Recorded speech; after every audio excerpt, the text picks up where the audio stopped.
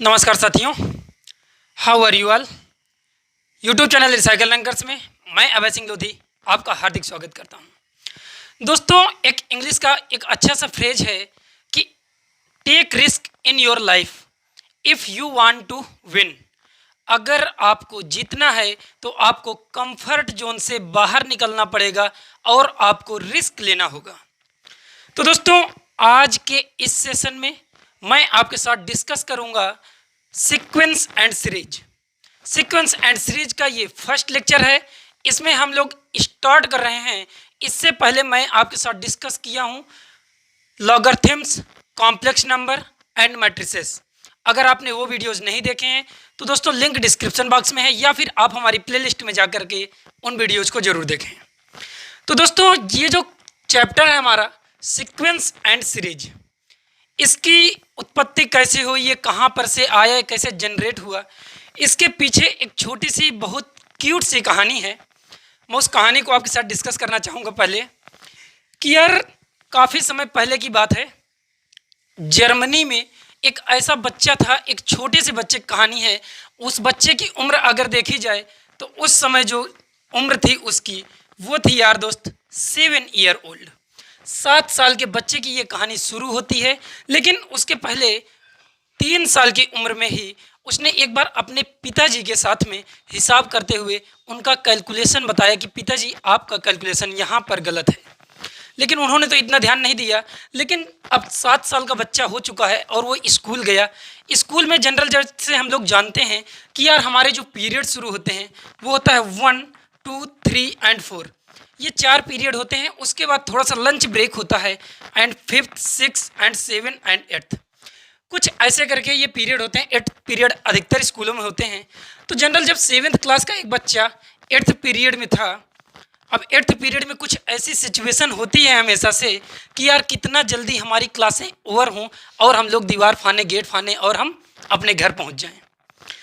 उस समय जब 8th लेक्चर में 8th की क्लास में 8th जो सेशन था उनका, वहाँ पर अब बच्चे जनरल बहुत छोटे थे तो यार जाहिर सी बात है वो शोर कर रहे थे। जब शोर कर रहे थे तो टीचर्स को बहुत ज़्यादा गुस्सा आ रहा था और वो बार बार उन्हें शांत कराने की कोशिश कर रहा था। टीचर ने शांत कराया, शांत नहीं होते थे। अब छोटे बच्चे हैं, चुन्नू मुन्नू टाइप के बच्चे हैं। अब 8th के जब बच्चे हैं ये, इन लोगों ने इतना ज़्यादा हल्ला किया कि टीचर्स को आया गुस्सा और उसने कहा कि बच्चों आप लोग 1 to 100 का आप सम फाइंड करिए। 1 to 100 का आप लोग सम फाइंड करिए। क्योंकि जनरल बच्चे हैं 2 या 3rd के, तो उन्हें हम लोग ऐड या सब्ट्रैक्ट ही सिखाते हैं। तो उसे लगा कि यार 20-25 मिनट की क्लास है और बच्चे को अगर ऐसा वर्क दे दिया जाएगा तो वो बच्चा कितनी देर में इसको कैलकुलेट करेगा।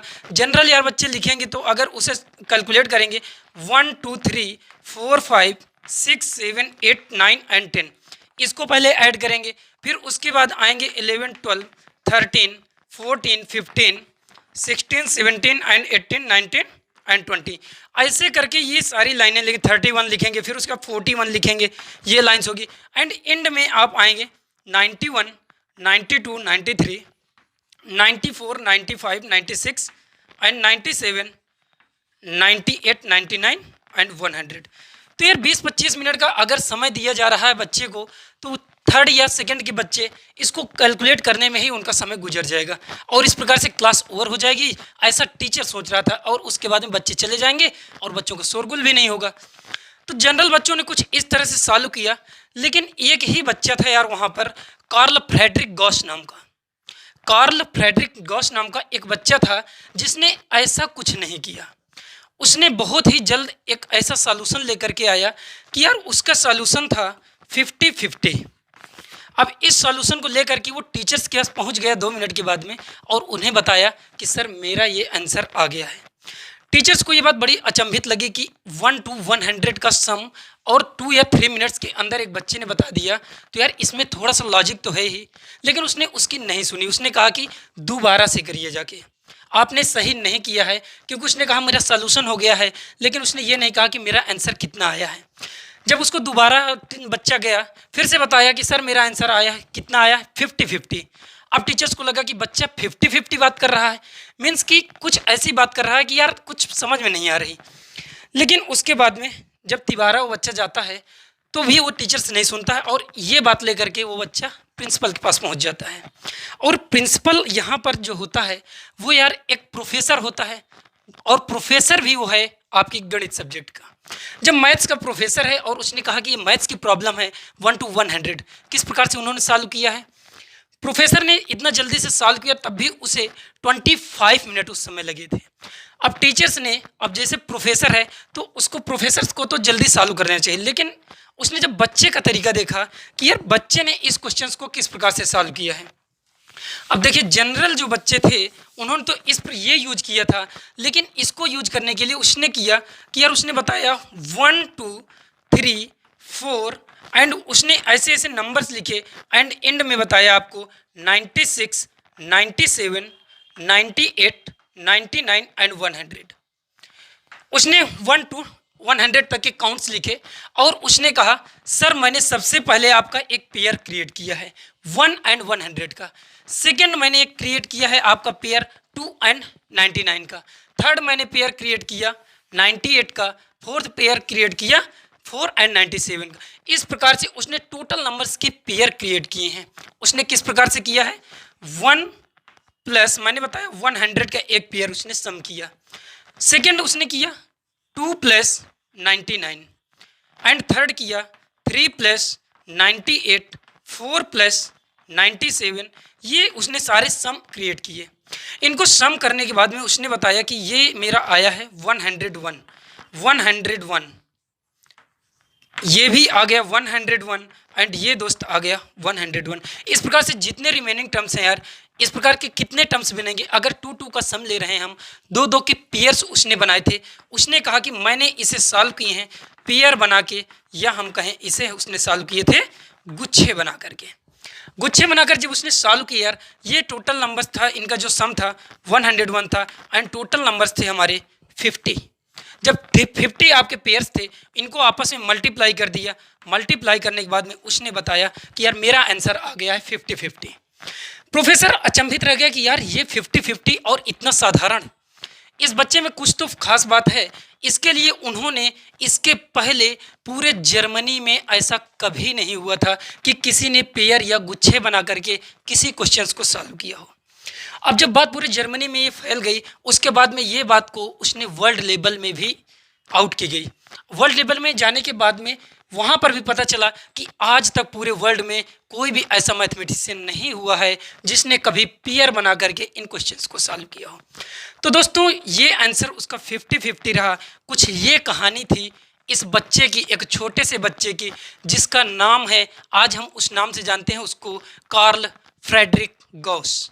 तो दोस्तों आइए हम लोग अब इस सीक्वेंस एंड सीरीज के, इसकी कहाँ से उत्पत्ति हुई थी उसे हमने बता दिया कि किस प्रकार से और कहाँ से आई थी। अब हम लोग बात करेंगे कि यार ये सीक्वेंस एंड सीरीज आखिरकार हैं क्या, इन्हें आखिरकार इस जीवन में हम लोग कैसे यूज करते हैं। आइए हम लोग देखते हैं। यहाँ पर जो आपका सीक्वेंस एंड सीरीज जो चैप्टर है, इसे यार हम कह सकते हैं कि ये आपका मैथ्स का मुकुट है, या फिर मैं सेकंड इसे कहता हूँ कि यार चार्ल्स आपका बहुत ही छोटा था, 7 ईयर ओल्ड। तो यार ये एक बड़ा, उस बच्चे की दृष्टि से अगर देखा जाए तो ये काफ़ी क्यूट चैप्टर भी है। तो सीक्वेंस एंड सीरीज को हम लोग क्यूट चैप्टर भी कहेंगे। दोस्तों जो इंसानी गतिविधियां हैं उनके लिए हम देखते हैं कि यार उनके कई क्षेत्रों में जो सीक्वेंस है ये काफ़ी इंपॉर्टेंट एप्लीकेशन आता है, क्योंकि हम कुछ भी करते हैं, कहीं पर भी जाते हैं, वहाँ पर हम कुछ ना कुछ चीज़ें सीक्वेंस से करते हैं। जैसे कि सबसे पहली बात हम लोग करें कि यार जैसे हम कहीं मार्केट गए, वहाँ पर देखते हैं कि collections of object in listed in the sequence. कहीं पर भी हम कुछ खरीद रहे हैं, मार्केट में मैं गया हूँ, मैंने खरीदा कुछ एलिमेंट्स, कुछ रेजिन्स, कुछ ग्राउंडनट या केसियो, इनको सभी को मैंने एक लिस्ट में लगा दिया। अगर कहीं पर भी एक लिस्टेड कर दिया गया तो वो उसका एक सीक्वेंस हो गया। तो यही बात मैं कह रहा हूँ कि सीक्वेंस है important applications in several sphere of human activities. Human activity के लिए कहीं पर भी इसका बहुत ज़्यादा योगदान है। सेकंड, अगर हम बात करें कि यार एक चीज़ है हमारे पास की पॉपुलेशन, कहीं पर की भी पॉपुलेशन अगर देखा जाए ह्यूमन बींग्स में या फिर बैक्टीरिया की, तो वो डिफरेंट टाइम में फॉर्म करती है एक सीक्वेंस को। जैसे कि मैं बात कर रहा हूँ कि यार जैसे एक हम लोग पॉपुलेशन में सबसे पहले आते हैं यार पेरेंट्स। पेरेंट्स हो गए। अब पेरेंट्स के बाद में सेकंड क्या आता है यार? Grand parents. सेकंड हो गया grand parents. And grand parents के बाद में जब ग्रैंड पेरेंट्स हो गए तो होता है यार great grand parents. Great grand parents. ऐसे करके ये सारा चीजें ये सीक्वेंस में चलती जाती हैं और सीक्वेंस में जाकर के ये कहाँ एंड होती हैं? एंसेस्टर्स पे। एंसेस्टर्स ये होते हैं, कुछ इस टाइप की चीज़ें होती हैं। देखो सीक्वेंस है, हमारी पॉपुलेशन कैसी थी पहले? पेरेंट्स है, पेरेंट्स के बाद में हमारे ग्रैंड पेरेंट्स है, उसके बाद में ग्रेट ग्रैंड पेरेंट्स, उसके बाद में हमारे एंसेस्टर्स में हमारे जो पूर्वज हैं। तो ये भी एक सीक्वेंस है। अगर हम थर्ड बात करें कि यार मैं कहीं पर भी एक बैंक में गया हुआ हूँ, बैंक में हम कुछ अमाउंट जमा कर रहे हैं, अमाउंट को डिपॉजिट कर रहे हैं एंड वहाँ पर देख रहे हैं कि एक ईयर्स के बाद में जो हम पैसा जमा कर रहे हैं, अगर मैंने जमा किया 1000 रुपीज़ 2019 में और मैंने जमा किया 100 रुपीज़ 2020 में एंड मैंने 200 रुपीज़ जमा किए 221 में, इसी प्रकार से यार कुछ भी मैं डिपॉजिट करता रहूँगा उस बैंक में और मैं देख रहा हूँ कि इधर यार 2000 अगर 30 आएगा तो यार ये चीज़ें क्या एक सीक्वेंस में है, 19, 19, 20, 21, 22 ऐसे करके चलता जाएगा और ये 30 का सीक्वेंस हो जाएगा। तो दोस्तों सीक्वेंस एंड सीरीज ये हमारी जो ह्यूमन एक्टिविटी है उसमें बहुत ज़्यादा यूजफुल है। अब देखिए जैसे मैं एक एग्जांपल लेता हूँ आपके साथ में कि यार अगर एग्जांपल के तौर पे मैं स्टार्ट कर रहा हूँ आपके चैप्टर्स को, टॉपिक पे ही आ रहे हैं हम लोग। 2 हो गया, 0, 2, 4, 6, 8, ये डॉट डॉट डॉट आपके इनफाइनाइट की ओर जा रहे हैं। क्या ये एक आपका सीक्वेंस है? किस प्रकार से मैं कह रहा हूँ कि ये एक सीक्वेंस है? यार यहाँ पर हम कुछ ऐड करके अपना नेक्स्ट नंबर फाइंड कर रहे हैं। 0 में से मैं 2 ऐड कर रहा हूँ और 2 में मैं 2 ऐड कर रहा हूँ, 4 हो रहा है, 4 में 2 ऐड कर रहा हूँ, 6 हो रहा है। मीन्स +2 अगर हम ऐड करते जाएं तो ये एक हमारा सीक्वेंस क्रिएट हो रहा है। सेकेंड, अगर मैं सेकेंड एग्जाम्पल यहाँ पर लूँ ऐसे छोटा सा कि यार अगर हमारे पास है, सबसे पहले मैं ले रहा हूँ 2, 4, 8, 16, 32, 64, ऐसे करके ये नंबर्स ऐसे चले जाएंगे इनफाइनाइट तक। क्या ये भी कुछ सीक्वेंस बन रहा है? बिल्कुल एक सीक्वेंस बन रहा है। और किस प्रकार का सीक्वेंस? यार अगर हम 2 में 2 का मल्टीप्लाई कर दें, 2 में 2 का मल्टीप्लाई कर दें 4 हो जाएगा, एंड 4 में 2 मल्टीप्लाई कर दूं तो 8 हो जाएगा, 8 में 2 मल्टीप्लाई करूंगा 16 हो जाएगा, 16 में ऐसे मल्टीप्लाई करिए यार 32 हो जाएगा। जब 32 हो जाएगा तो इसका मतलब है कि हम अगर इसे कहें कि यार मैं 2 मल्टीप्लाई करके एक सीक्वेंस क्रिएट कर रहा हूँ, तो आपको एक जाहिर सी बात समझ में आ गई होगी कि यार सीक्वेंस क्या है। सीक्वेंस में हम यही कर सकते हैं, कुछ डिवाइड या कुछ मल्टीप्लाई या फिर कुछ ऐड या कुछ सब्ट्रैक्ट करके कुछ एक ऐसी सीरीज हमें मिल जाए, कुछ ऐसे नंबर्स मिल जाएं जिनको हम लोग रख करके ऐसा बता सकें कि ये एक सीक्वेंस है। तो दोस्तों यही हम लोग यहाँ पर डिस्कस कर रहे थे। और यहाँ पर जो ये 0 है, अगर मैं 0 को यहाँ पर कहूँ तो यार इस 0 को हम लोग कहेंगे फर्स्ट टर्म, इसको हम लोग कहेंगे फर्स्ट टर्म। फर्स्ट टर्म हमारा आएगा 0 एंड सेकेंड टर्म क्या है हमारा? सेकेंड टर्म है t। सेकेंड टर्म ये है यार 2। एंड सिमिलरली यहाँ पर अगर बात की जाए कि यार इसका थर्ड टर्म क्या है, इसको हम थर्ड टर्म कहेंगे। थर्ड टर्म, टर्म जो होगा हमारा ये यार 8 होगा। इस प्रकार से हम लोगों ने सीखा कि यार इसके टर्म्स क्या होते हैं एंड सीक्वेंस हम लोग किस प्रकार से फाइंड करते हैं। जो टर्म होता है वो होता है कि यार एक डिफरेंट नंबर। टर्म जो होता है, अगर हम टर्म को डिफाइन करना चाहें कि टर्म यार क्या है हमारा, टर्म है a sequence of different number, a sequence of different number. जैसे कोई भी नंबर ऑफ डिफरेंट नंबर, अभी मैंने यहाँ पर थर्ड की बात करी, अब मैं बात कर रहा हूँ फिफ्थ। फिफ्थ टर्म मेरा कौन सा है? First, second, third, fourth and fifth. Fifth मेरा आ जाएगा 32। तो इस प्रकार से ये सारी चीज़ें कैलकुलेट करते हैं। अब इसके बाद में हम लोग अब जनरल बात कर रहे हैं यहाँ पर सीक्वेंस की, आइए उसे देखते हैं। जनरल जो सीक्वेंस है, सीक्वेंस आपका 2 टाइप का होता है। सीक्वेंस आप लोग हेडिंग डालिए, हेडिंग डालने के बाद में मैंने आपसे कहा कि सीक्वेंस आपका 2 टाइप का होता है। इसका जो फर्स्ट टाइप है वो है यार फाइनाइट सीक्वेंस, जहां पर फाइनाइट सीक्वेंस, फाइनाइट सीक्वेंस की खास बात यह है कि यहाँ पर नंबर ऑफ टर्म आपके लिमिटेड होंगे। लिमिटेड होंगे, मैं अभी आपको बता रहा हूँ क्या लिमिटेड है यार, नंबर ऑफ टर्म। और वो नंबर ऑफ टर्म, जैसे कि मैं एक एग्जांपल ले रहा हूँ, 1 2 3 4 ये टर्म्स चले जा रहे हैं आपके 10 तक। तो यहाँ पर आप लोग तुरंत कैलकुलेट करके बता सकते हैं कि भैया यहाँ पर नंबर ऑफ टर्म्स आपके 10 हैं, 1 से लेकर के 10 तक जा रहे हैं, या फिर मैं कह दूँ 1 से लेकर 1000 तक जा रहे हैं, 5 से लेकर के हम 45 तक जा रहे हैं। तो यहाँ पर नंबर ऑफ टर्म्स आपके लिमिटेड हैं, तो उसे हम कहेंगे फाइनाइट सीक्वेंस। एंड सेकेंड, अगर हम इसकी बात करें, सेकेंड होती है infinite sequence. Infinite sequence, infinite sequence में खास बात इसकी ये है कि इसमें नंबर ऑफ टर्म्स आपके पता नहीं होंगे, आपको डिफाइंड नहीं होंगे, अनलिमिटेड होंगे। नंबर ऑफ टर्म्स आपके अनलिमिटेड होंगे। एग्जाम्पल हम लोग देखते हैं कि नंबर ऑफ टर्म्स का किस प्रकार से अनलिमिटेड होंगे। अब देखिए एग्जाम्पल में हम सेम एग्जाम्पल ले रहे हैं और इसे लेकिन एंड पॉइंट हम नहीं दे रहे हैं, और ये आपका इनफाइनाइट तक जा रहा है। तो इस प्रकार से आपने देखा कि यार अगर इसमें 1 से लेकर 1 2 3 4 5 6 7 हमें नहीं बताया गया है कि यार इनफाइनाइट में कौन सी आपकी वर्ड्स है, आपका कौन सी 1 2 की आपकी वो है। तो यार दोस्तों इसका मतलब है कि यहाँ पर अनलिमिटेड नंबर ऑफ टर्म्स हैं एंड यहाँ पर आपके लिमिटेड नंबर ऑफ टर्म्स हैं। दोस्तों अब हम लोग बात करेंगे जनरल सीक्वेंस की। अगर हम लोग एक जनरल सीक्वेंस क्रिएट करें, देखिए यहाँ पर आप लोग हेडिंग डालिए कि यार एक जनरल सीक्वेंस है, जनरल सीक्वेंस। और जनरल सीक्वेंस में हम इसके जो टर्म्स हैं कुछ जनरल ही क्रिएट करेंगे।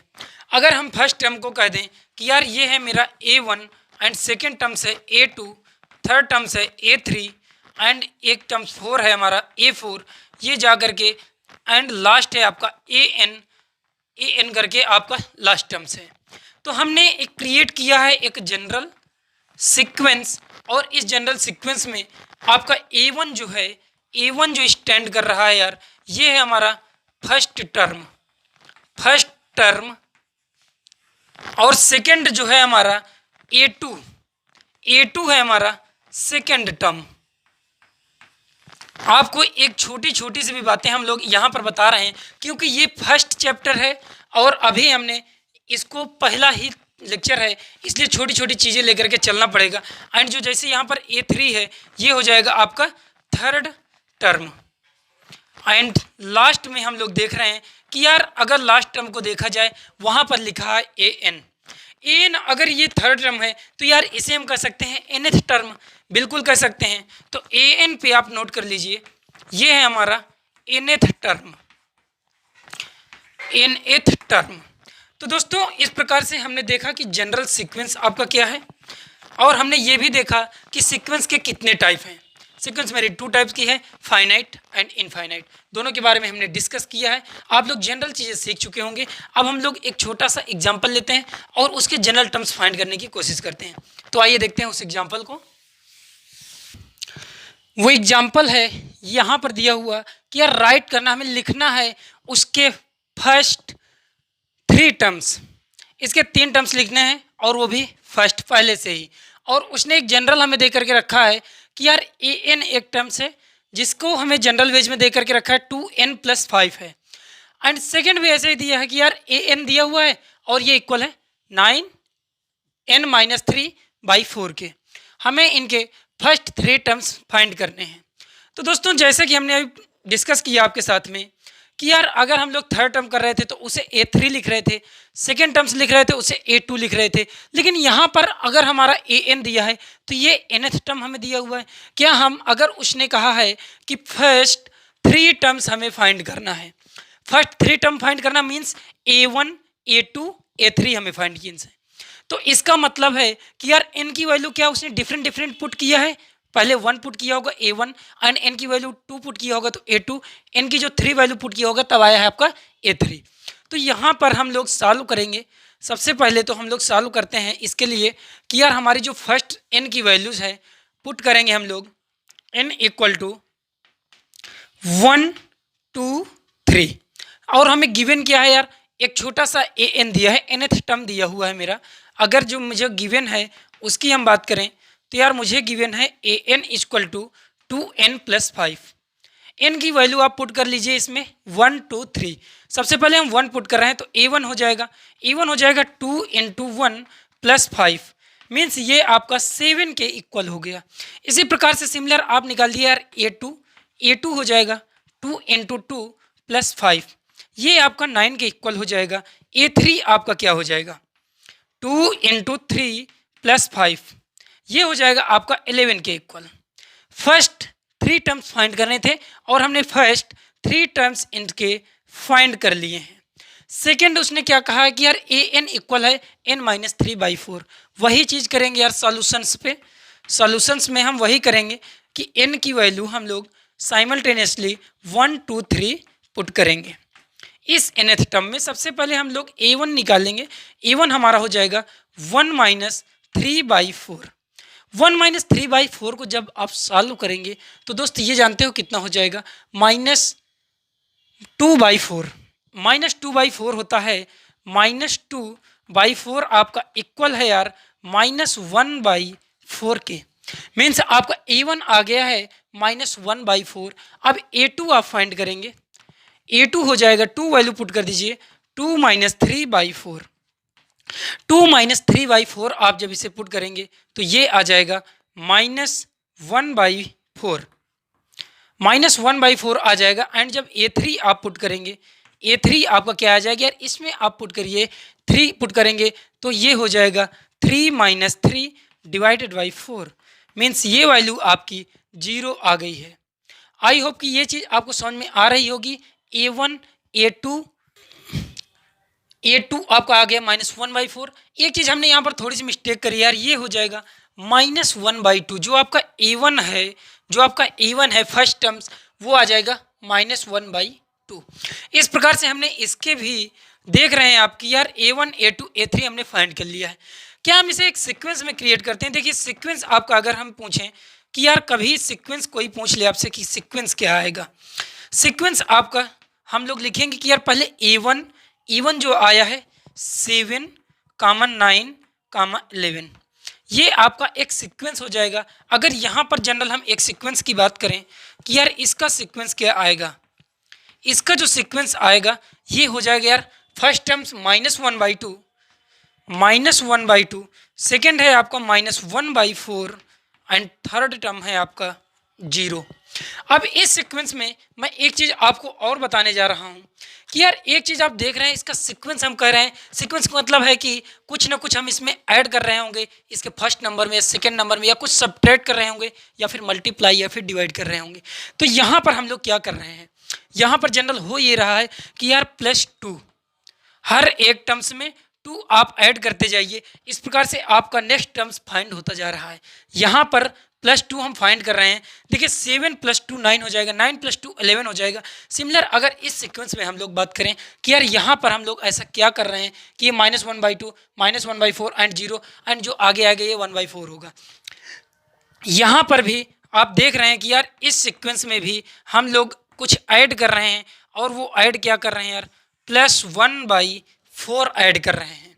मैं अभी इन सब चीज़ों को बता रहा हूँ सिर्फ, अभी हम लोग इसको नेक्स्ट लेक्चर में डिस्कस करेंगे आपके साथ में, जिसमें होगा अर्थमेटिक प्रोग्रेशन AP। वहाँ पर इन सीक्वेंसेस को एकदम सही से हम लोग डिस्कस कर रहे होंगे। अब हम लोग एक सेकंड ऐसा एग्जांपल लेते हैं, उसमें आपका nth टर्म दिया हुआ है और उसे हम लोग किस प्रकार से जनरल टर्म्स फाइंड करेंगे और देखते हैं हम लोग उस एग्जाम्पल को। अब देखिए यहाँ पर जो हमने आपका नेक्स्ट एग्जाम्पल लिया है कि यार हमें दिया हुआ है ए एन, एक उसने nth टर्म्स का एक जनरल टर्म्स दे दिया है और वो है -1 की power n-1 into N cube. और मुझे फाइंड करना है यार A9 and A20, A9 find करना है एंड A20। मीन्स है कि यार A9 ninth terms and 20th terms. तो यार इसमें सॉल्व करने के लिए हम जनरल वही चीज़ करेंगे। n की वैल्यू उसने डायरेक्ट कह दिया है कि 9 रखना है, हमें A9 फाइंड करना है। n की जो वैल्यू हम लोग फर्स्ट पुट करेंगे यार वो है 9। इसमें आप जनरल एक टर्म्स दिया हुआ है, इसमें आप वैल्यू पुट करिए। A9 क्या आ जाएगा, A9 हो जाएगा -1 की पावर 9-1 इंटू 1, इसकी वैल्यू हमें 9 रखना है, 9 का क्यूब। अब देखिए दोस्तों यहाँ पर A9 है, 9 को आप इसमें 1 में सब्ट्रैक्ट करेंगे, a की पावर -1 की पावर 8 हो जाएगा। और 8 आपका एक स्क्वायर नंबर है, इसका मतलब है कि यार इसकी जो वैल्यू आएगी वो 1 आ जाएगी। इसे मल्टीप्लाई कर दीजिए, 9 का क्यूब आपको पता है कि 729 के इक्वल होता है। 9 का जो क्यूब है वो 729 के इक्वल होता है।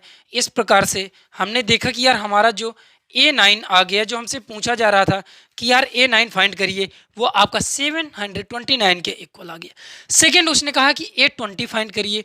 यार अगर हम लोग यहीं पर A20 फाइंड कर दें, मीन्स ये कह रहा है कि यार n की वैल्यू कितनी पुट कर दीजिए, 20। n की वैल्यू 20 पुट कर दीजिए और मुझे इस जनरल एक्सप्रेशंस का यूज करना है। A20 करिए, A20 आएगा आपका -1 की पावर 20-1 20-1 इंटू 20 का क्यूब।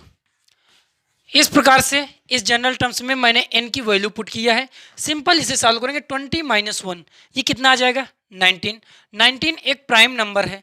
अगर 19 एक प्राइम नंबर है दोस्त, तो इसका मतलब है अगर मैं इसको मल्टीप्लाई करूंगा 19 टाइम्स -1 को, तो कितना आ जाएगा, ये आ जाएगा यार -1।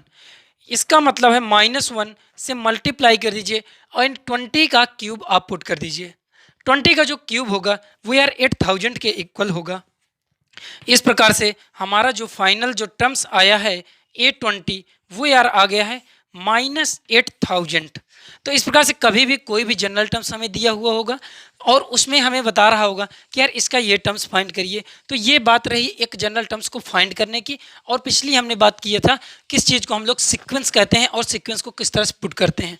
अब दोस्तों देखते हैं सीक्वेंस के बाद आपका सीरीज आता है। सीरीज किसे कहते हैं, तो आप देखिए, आप लोग हेडिंग डालिएगा सीरीज। अब जब सीरीज की हम लोग बात कर रहे हैं तो यार सबसे पहले अभी जब मैंने आपको बताया था कि हम लेट कर रहे हैं एक सीक्वेंस, सीक्वेंस के बाद में ही आपकी सीरीज आती है। और मैं एक सीक्वेंस लेट कर रहा हूँ, जनरल सीक्वेंस है A1 A2 A3 A4। ये ऐसे ही आपके टर्म्स जाते जाएंगे और ये कहाँ तक जा रहे हैं दोस्त, AN तक। अगर हम इसे एक एक्सप्रेशन बना दें, अगर हम इसे एक एक्सप्रेशन में एक्सप्रेस कर दें, और वो एक्सप्रेशन क्या है यार, इसे कुछ इस प्रकार से लिख दें, A1 plus A2 plus A3 plus A4 dot dot dot plus AN plus dot dot dot. कुछ भी टर्म्स AN तक हम लोगों ने अगर सीक्वेंस लिया था, तो हमारी जो सीरीज है उसे हम कुछ इस प्रकार से एक्सप्रेस कर सकते हैं, A1 plus A2 plus A3 plus A4 plus AN तक। और अगर इसे ही हम समीशन में लिखें कि यार ये A1 A2 means n terms का सम है, सम है, इसके लिए एक बड़ा अच्छा सिंबल यूज किया गया है ग्रीक लेटर में। ग्रीक लेटर में एक सिंबल यूज किया गया है कुछ इस टाइप का, आपने देखा होगा कि यार ये आपका सिंबल है, ग्रीक लेटर से लिया गया और इसका मतलब है सम। आपने अगर कभी भी रेलवे में आपने यात्रा किया होगा, ट्रैवल किया होगा, तो यार कई जगहों में पटरियां जहां पर जुड़ती हैं कई आकर के, वहां पर आप देखेंगे ये सिंबल अधिकतर लगा होता है। तो इसका मतलब है कि वहां पर कई पटरियां जोड़ी जाती हैं या फिर कई पटरियां आकर के मिलती हैं आपस में। तो सिग्मा इसको कहते हैं, ये ग्रीक लेटर है। और इसमें हम लोग एक जनरल टर्म्स ले लेते हैं कि ये है हमारे जनरल टर्म्स ए के, और के हमारा कहाँ से कहाँ तक बिलोंग करता है, के मेरा बिलोंग करता है के इक्वल टू 1 से लेकर के k इक्वल टू n तक। तो इस प्रकार से हम इसे छोटे से नंबर में भी एक्सप्रेस कर सकते हैं। ये पूरी सीरीज को k की आप वैल्यू इसमें पुट करते जाइए, ये इसका मतलब है समीशन k की वैल्यू अगर मैं पुट करूंगा k इक्वल टू 1 तो हो जाएगा a1, फिर आ जाएगा सेकेंड k इक्वल टू 2 हमें पुट करना है। ऐसे n तक हम पुट करते जाएंगे और हम लोग इस तरह से उस सीरीज को लिख सकते हैं। अगर उस सीरीज को लिख सकते हैं तो मीन्स उस सीक्वेंस को भी हम लिख सकते हैं। तो दोस्तों ये चीज़ें रही यार सीरीज की, सिर्फ इतनी छोटी सी इसकी डिफिनीशन थी। अब इसके बाद में एक छोटा सा हम लोग एक एग्जांपल लेते हैं। मैं एग्जांपल ले रहा हूँ कि यार एक मुझे टर्म्स दिया हुआ है और उसमें मुझे फाइंड करना है सीक्वेंस, एंड उसके बाद में साइमल्टेनियसली उसका हमें सीक्वेंस और सीरीज भी फाइंड करनी है। तो वो जनरल टर्म्स मैं ले रहा हूँ कि यार जनरल टर्म्स है मेरा ए एन इक्वल टू ले रहा हूँ 2n+1। अगर 2n+1 हम एक एग्जाम्पल ले रहे हैं, इसमें मुझे फाइंड करना है फाइंड सीक्वेंस एंड सीरीज।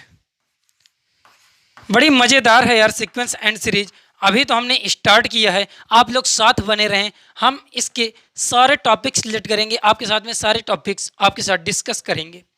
तो दोस्तों मैं सबसे पहले इसका सीक्वेंस फाइंड करूंगा, और सीक्वेंस फाइंड करने के लिए यार मुझे वो टर्म्स पता होने चाहिए। तो यार अगर मुझे उसने दे के रखा है कि यार ये ए एन है और उसने कहा है फर्स्ट 5 टर्म्स की आपको सीक्वेंस एंड सीरीज फाइंड करनी है, फर्स्ट 5 टर्म्स की। तो पहले तो हम सबसे पहले इसके फर्स्ट 5 टर्म फाइंड करें। अगर फर्स्ट 5 टर्म हमें फाइंड करना है तो मीन्स है कि यार n की जो वैल्यू पुट करनी होगी ये 1 2 3 एंड 4 5 पुट करनी होगी। तो यहाँ पर n की हम सबसे पहले 1 पुट करेंगे तो यार आ जाएगा हमारा a1। a1 क्या आ जाएगा 2 × 1 + 1, 2 × 1 + 1 इक्वल हो जाएगा यार 3 के। a2 क्या आ जाएगा, a2 आ जाएगा 2 × 2 + 1 मीन्स ये आ जाएगा यार 5 के इक्वल। a3 क्या आ जाएगा दोस्त, a3 2 × 3 + 1 ये हो जाएगा 7 के इक्वल।